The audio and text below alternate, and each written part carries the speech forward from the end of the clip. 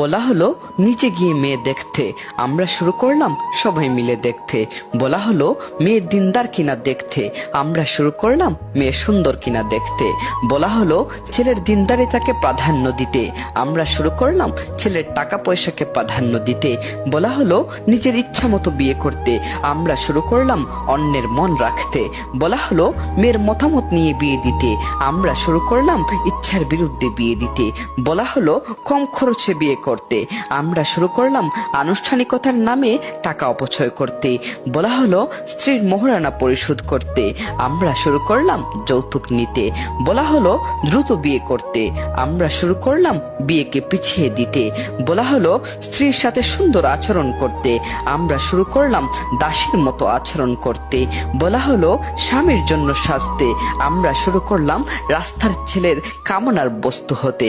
বলা হলো স্ত্রীকে পর্দায় রাখতে, আমরা শুরু করলাম রাস্তার ছেলের কামনার বস্তু হতে।